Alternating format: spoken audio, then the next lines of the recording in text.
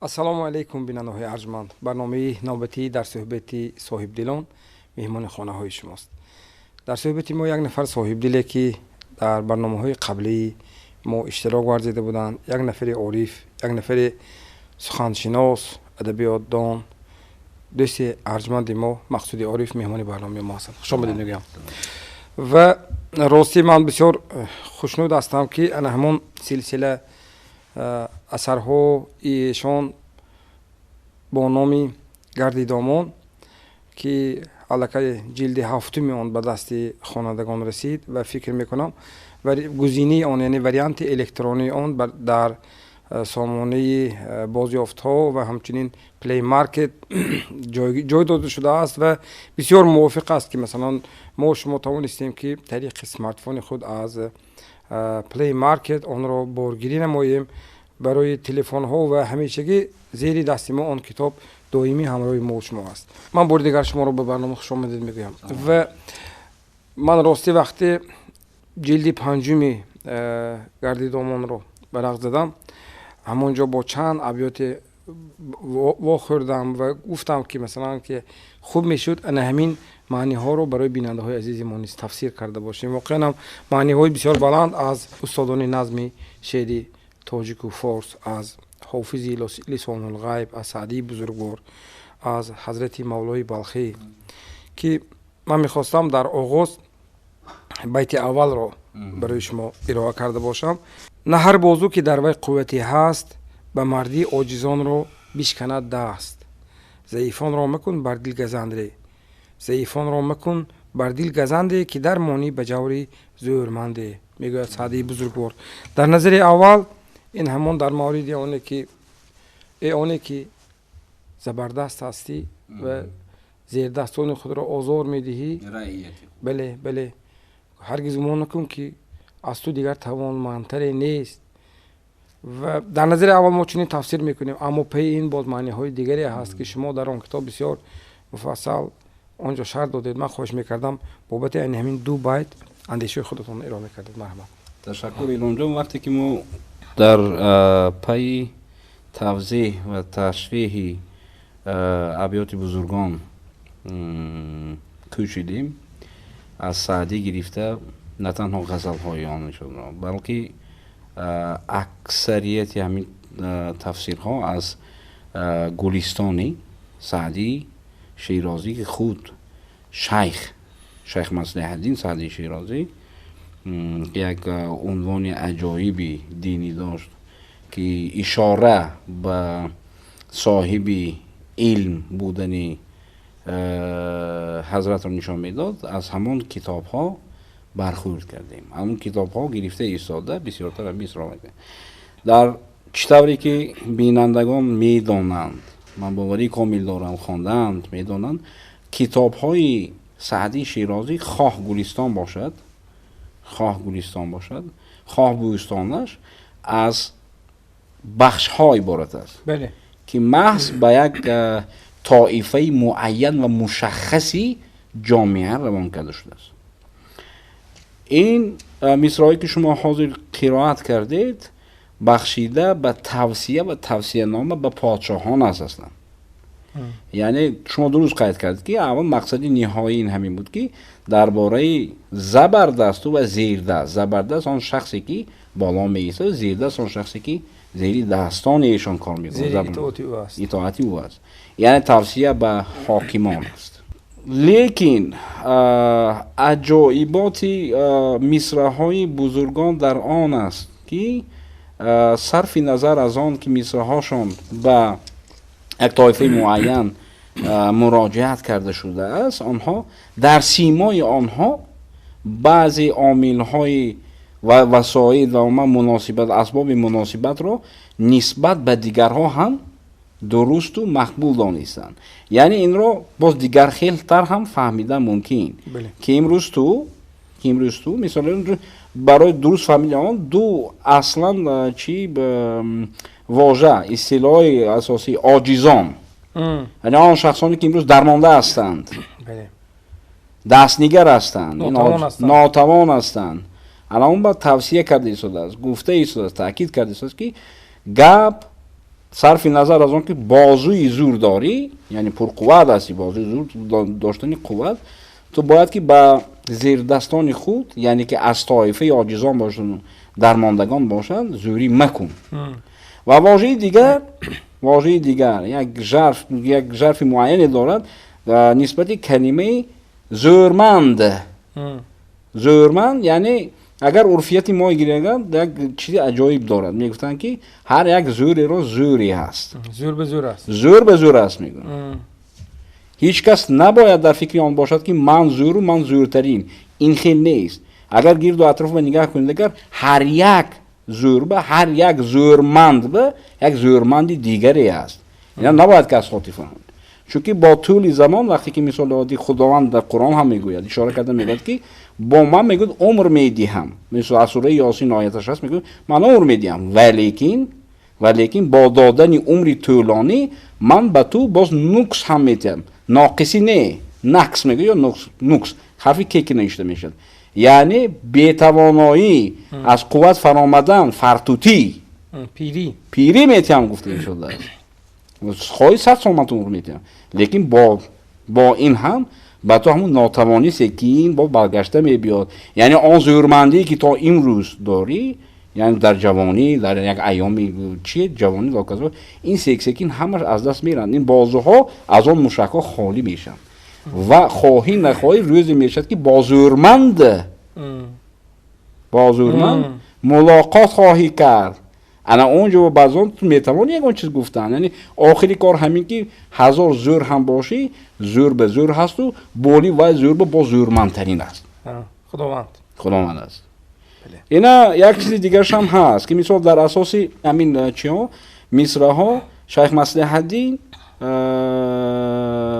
سعدی شیرازی بسیار مثال عادی از احادیث نبوی مستفاد کرده است. یکی از بهترین و یکی از اولترین گفتم ممکن اولین حدیث که در بسیار کتاب‌های احادیث آمده است و اتفاق در آن هم از مسلم و هم از در صحیح بخاری از البخاری محمد البخاری آمده است. این است که پیغمبر ما یک روز گفته بودند که مکملترین یعنی کاملترین مسلمان آن شخص است که از دستان وی و از زبان وی کسی آزار نبیند. انکو اینه گریدگه دو اسباب را گفته است، زبان و دست. اگر دست را گیردگر گپ درباره باز چی میرد؟ انمو واژه‌ای که اونجا به هست، یعنی داشتنی زوردستی است میگوید. بله. انا این چیز در نظر گرفته شده است و هاکذا. و این مصرع های من باوری دارم که این مصرع های به نهایت صحیح و صریح و کشاد و روشنی مثال عادی سعدی شیرازی با حتی به تفسیر احتیاج ندارد. این معلوم است. من خودت در گفتم زور ندارم، چون که روزی میشد که از زوری هم میرد به تو زورمند دیگری پیدا خواهد شد. این چیزها رو نظر بگرفتم من گفت. یعنی همیشگی این یک فلسفی عمر انسانی هست که مثلا انسان می آید ایام شباب، جوانی، طفولیت، جوانی، میان سالی و پیری، شیوخ. بله و همیشگی در همین فاصله گویم یک مثل قول خیام یک زنجیر است که رفتند و رویم باز آیند و در فاصله بودن باید طوری زندگی کنی که گویم عبرت باشد. حتی بیتی مخفی بود اگر خطا نکنم میگه اندیشه نما غیری تو هم دادگری هست. این از اون مخفی زبونی سو. بله تشکر. خوب یک مسئله دیگر همین من در گردی جلد پنجمی گردی دامن اومد همین مسئله های بیت ابیاتی که شما در همین کلیاتی گردی دامن آوردید همگی از میراث نیاگان و گویم از اشعار خود شما و همیشگی البته در تقویت آن بیت های بزرگ همچنین و مشاهده میکنم که همیشگی یک ارزش های گویم اخلاقی به توجه کردید که مثلا یعنی اون بیت آوردید که بیننده خواننده شما همیشگی وقتی رجوع میکند گویم در نظر اول یک بیت است اما او در پایان تفسیر اون بیت آورده است که بسیار با یک زبانی ساده. من میخواستم یک بیت دیگری را اینجا مطرح کرده باشم. این بیت از حافظ است که استاد جوریبگ نبیف هم آهنگ بستند. من و هم صحبتی اهلی ریا دورم باد از گرانان جهان رطل گران ما را بس گل ازار ز گلستان جهان ما را بس گفته گویا غزل اولی بیت مطلعی غزل همین است و این بیت از همون بین از داخل همون غزل گرفتگی من همصحبتی اهل ریا دورم باد از گرانان جهان رطل گران ما را بس. من می‌خواستم این نکته را نیز شرح داده باشید. ببینید اگر امروز یک قاعده معینی املا هست در زبان تاجیکی، مثال عادی علامت خطاب میمانند، بعضی جاها جدا کنک ها میمانند و هاکذا، لیکن وقتی که پیشتر می نوشتن همین چیزها مانده نمیشد. اگر درستتر اگر همین چیز رو قرائت کردنی باشد و از نقطه نظری باشه، این سوال خودش با داده است. میگن من و همصحبتی اهل ریا، بعضی میگوید که مثال عادی یک شخص شما یک چیز پیشنهاد میکند که خیر همه آدم بین و شما اول آدم دوری میجویید، شما خودتون من رفته همون بینم می اینم همین گفتاست من و همصحبتی اهل ریا دورم باد. این علامتی خطاب میشد. من و همصحبتی اهل ریا علامتی سوال و خطاب کردی، یعنی هم خطاب کرد سوز هم سوز گویی من این کار نمیکنم دورم باد. اهل ریا دو اصطلاحاتی که در اینجا استفاده بوده شده است و آن هم باشد در اساس آیت های قرآنی شده کلمه ریا، مفهوم ریا این خودنمایشی است. ریاکار خودنمایشگر است، یعنی با مثال اصطلاح عرفی امروز یک مثال اگر خوجندگی گیرید میگه که خوجم کرسون خواجم بیند، یعنی تنها برای خاطری خواجه خود حرکت کرده ایستاده، یعنی مردم بیند و گوید که همین خیلی گفته ایستاده اهل ریا. و دیگرش همین که اگر گرفته ایستاده در یک مسند معین و قواعد معین، یک چارچوب معینی اگر شریعت اسلامی گیرید، اگر ریا این عمل است، این یکی از 5 عمل است که 5 از نشانه های دوزخی بودن انسان است. مثال عادی سوره و گریدگر سوره ماعون گریدگر میگوید که خداوند سلامت که پیامبر رو مراجعه کرد آیا تو دیدی آن شخصی را که بر روز قیامت باوری نمیکند ندارد، یعنی و حساب میکند در روز قیامت دروغ میحساب میکند. و شخصی که اگر این طرفی گپ بگیری، شخصی که بر روز قیامتی که موعود شده است، یعنی وعده شده است از جانب خداوند بزرگ باوری ندارد، یعنی آن شخص به خدا هم نیز باوری ندارد و از اهل کجا است؟ از اهل دوزخ است. انا همونجا با گفته ایستاده الان در همون قطار همون گواه ها یکمش آنی که مثال عادی بر یتیمان سختگیری میکند، تحقیر میکند، یعنی سر یتیمان را نمیماند.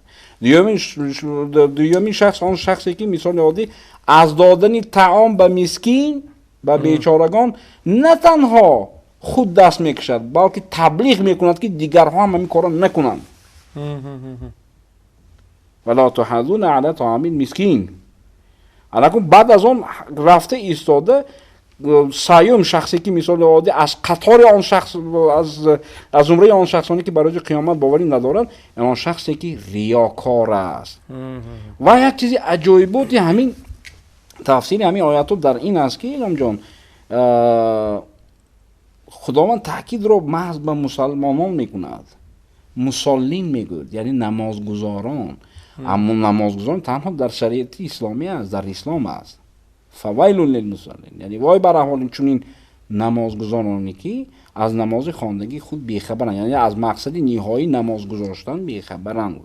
این البته تاکید حافظ نه در آن است که مثال عادی و هم نماز نخوانند، درباره ریاکاران الذین هم یراؤون، یعنی آن اشخاص میگوید از ریاکاران، یعنی نماز میگذاشته که خودشون تنها برای خاطر دیگرها بینند که من نماز خواندم، لیکن حال آن که نماز گذاشتن مقصد نهایی دارد، یافتن دیل، یافتن رضایت خداوند است، یعنی خوشنودی خداوند است، نه تنها برای دیگرها نگاه نشان دادن کذا.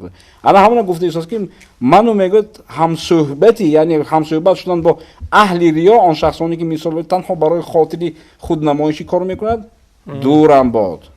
اگه کلمه دیگرش اونجا استفاده بوده که رطل میگه، گرانی رطل، که اصلا این گرانی رطل با من همین بس است گفته است. ратл дар фарҳанги забони тоҷикӣ ба ду маъно меояду халос. Ратл ин ченаки вазн аст ки қариби 500 грамм кади баробар аст.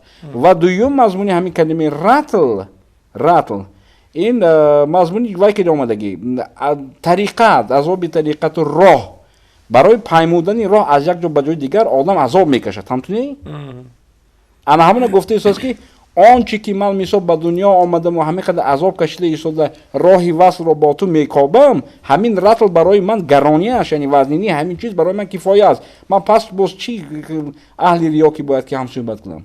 ҳамин вазнини кифоя аст барои ман. ӯ ҳамин вазниниро шинохтааст. шинохт.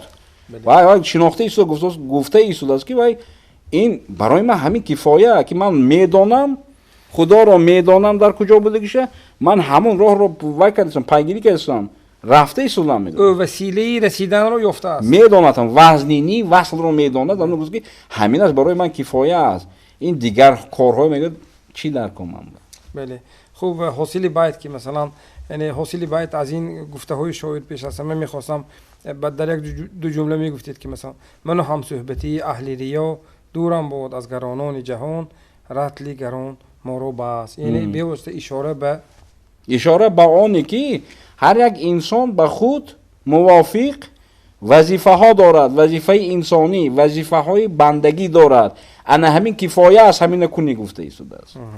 аз вай дигар чиз ба ин қадар аҳамият надиҳ, дигар кор ба худата назан, ту бандагиро ба ҷо биёр, ҳамон ҳам вазнин аст гуфт. ҳам вазнини ҳамон худаш кифоя аст гуфт.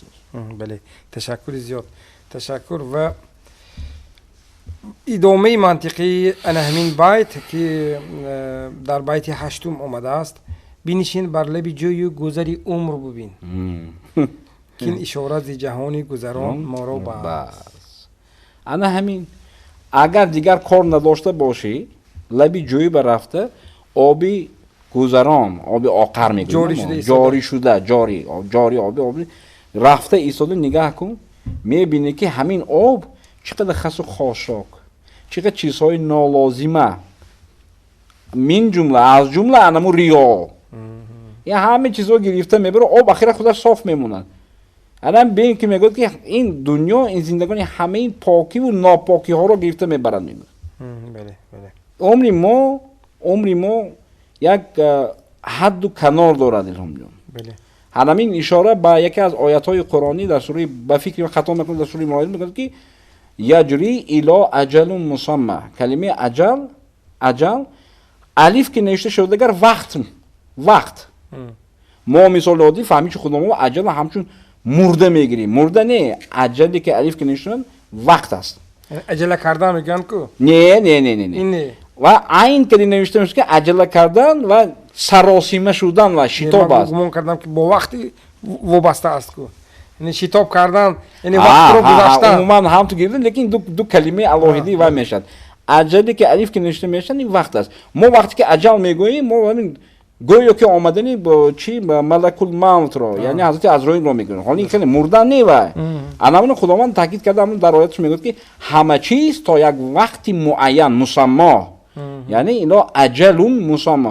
ҳар як чиз то як вақти муайян мераваду бас. яъне ҳаёти ману шумо саршавӣ дорад ва охират дорад. ана агар сари ҷои охири ҷой гӯяд, агар ҳамон обе ки мегӯяд ҳамин гирифта мебарад ҳамин чизҳоро. ин ҳаёти инсони хоҳ 100 сол умр бинана кифоя нест ки инсон худашро ҳамчун як чӣ када исбот, худаш бо худаш исбот кунад ва кироӣ аст. барои кироӣ будани ҳаёташ ва бояд кӯшиш кунад, харҷ кунад, некӣ кунад, аз суханҳои худованд дур нагардад. бале, ташаккур. хуб агар ҳамин ду байте ки аз хофиз байтҳои 7 ва 8 ҷилди 5 гарди домон таваҷҷӯҳ кардем, бисёр хуб инҷа тафсир кардед.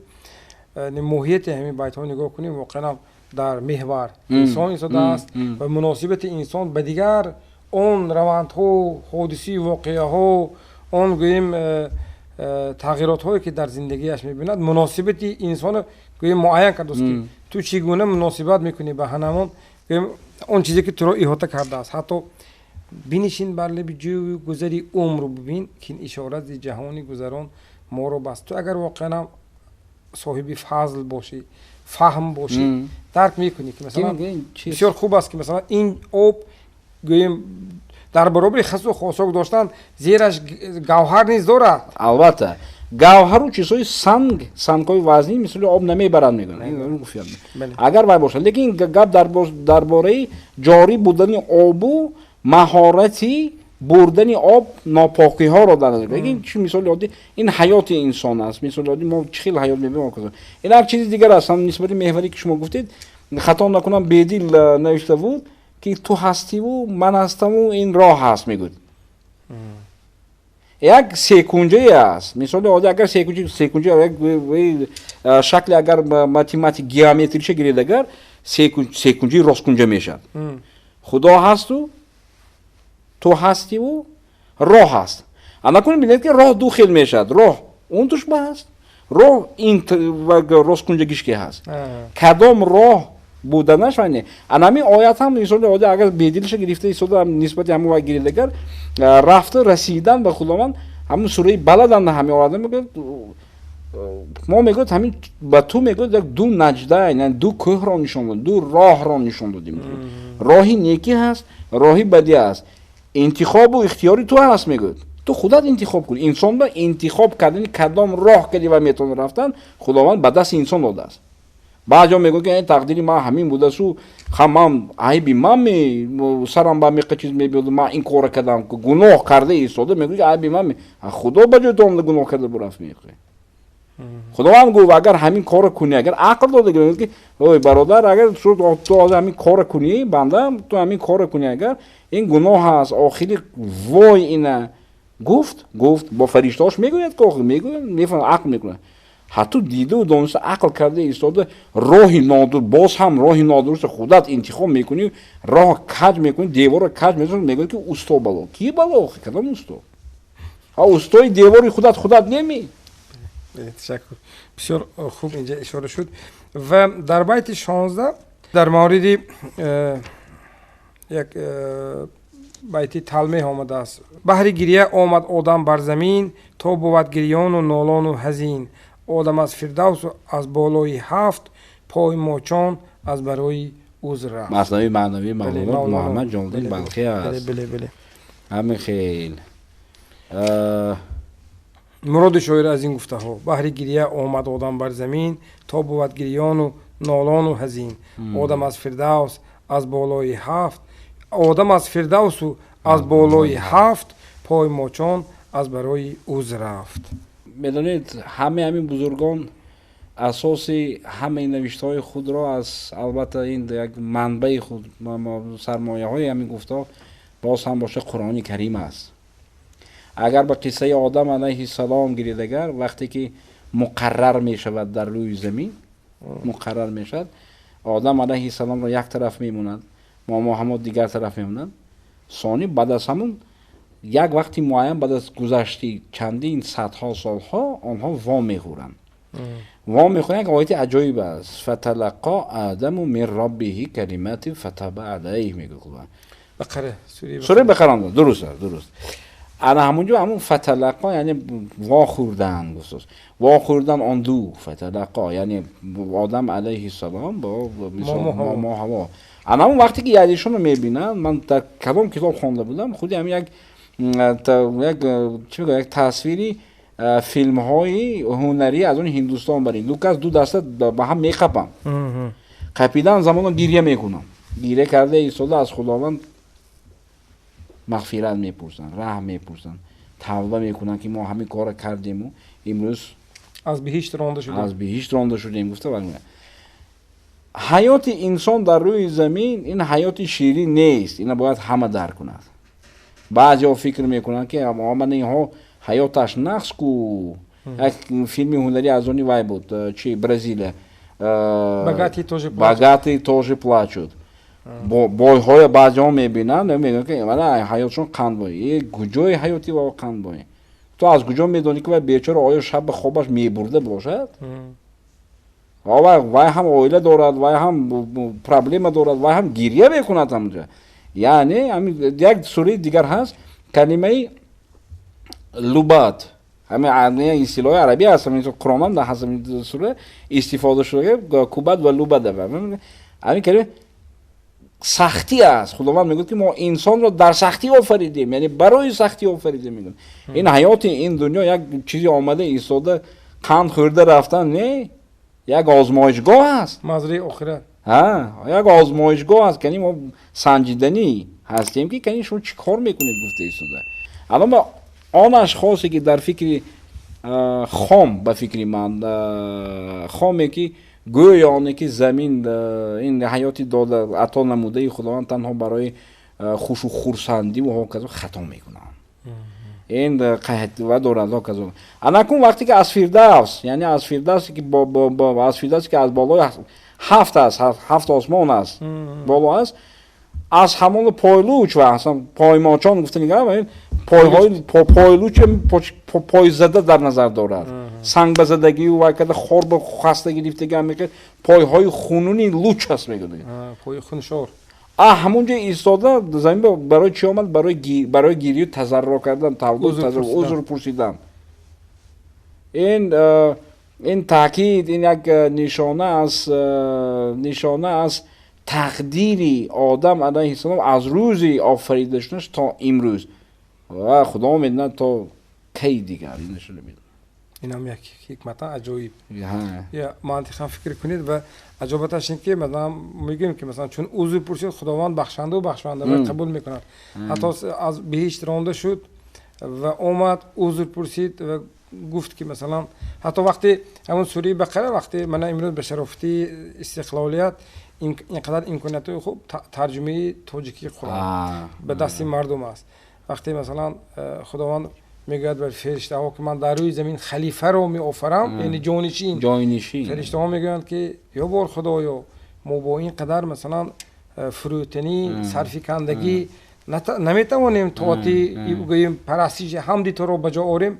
خداوند میگوید آنچه که من میدانم شما نمیدانید. انا همین نکته ای گوییم محوری این چیز است که یعنی بودن انسان هم در روی زمین حکمت. این هم درست است و یک چیز عجایب باشه بین که با الهام جان وقتی که با تفسیرها کار میکنم گشته و برگشته بالای کلمه بالای هر یک حرکتی همین چیا نوشته ها فکر میکنم یک چیز عجایب برای خودم درک کردم، دریافت کردم. من گویم میشه این اوریک است برای من. اینا بینید که با سرکشی از امر خداوند، یعنی گوش نکرده از امر خداوند گوش نکرده ایستاده، امر خداوند ویران میکنن. آدم علیه السلام و ماما هوا از همون درخت به نزدیک شده ایستاده، میوه‌ای که وای بود میوه ممنوع همون گرفته ایستاده استفاده میبرن. گناهی بزرگ. این همون یگانه درخت بود. اونجا همه قدر میلیون ها میلیون درخت رفته همون درخت رفته کندگی و این طبیعت انسانی همین خیلی هم گیر دو اطراف میلیون درخت همون درخت رفته. این هم حکمت دارد. و تقدیرشان نمیگه همون درخت کندن بود. فهمیدید؟ این نقشه بود. اما خداوند میگه که من خودم بیتم. و دیگر چی یکی از نزدیکترین مثال یادی فرشته های خداوند که مثال رأس میگن همون سردار اعضان بیت المعمور، یعنی سکرتریات گوید اگر مثال یادی بیت المعمور صدرش حضرت عزازیل 1000 سالها خداوند رو سجده میکنند در درگاه خدمت میکنند. تنها به خاطر یک سجده نکردن وای هم رانده میشد شیطان. انکو اینه بینید که خداوند تا چه اندازه به انسان مهربان است که سرکشی عزازیل را، یعنی شیطانی که ما امروز میکنیم، سرکشی او رو با کفره، یعنی با تکفیر کردن، یعنی کافر شدن که برابر میکند. کافر شدن که سرپیچی کرده است. تمام از قطار کافران اعلام میکنند. لیکن سرکشی و از امر خداوند برگشتن آدم علیه السلام و حوا هیچگاه با تکفیر نمیبره و میگوید که خداوند میگوید که ظلم کردن به خودشان ده، ستم کردن ده. فهمیدید؟ این مهربانی خداوند وای کرد و کافر شد، اینا کردن و به خود ظلم کردن. همین گونه به گزارش از جانب خداوند. یعنی مهربانی است. بله. همین. یعنی بسیار بار دیگر من میخوانم بحری گریه آمد آدم بر زمین تا بود گریان و نالان و حزین. آدم از فردوس و از بالای 7 پای ماچان از برای اوز رفت.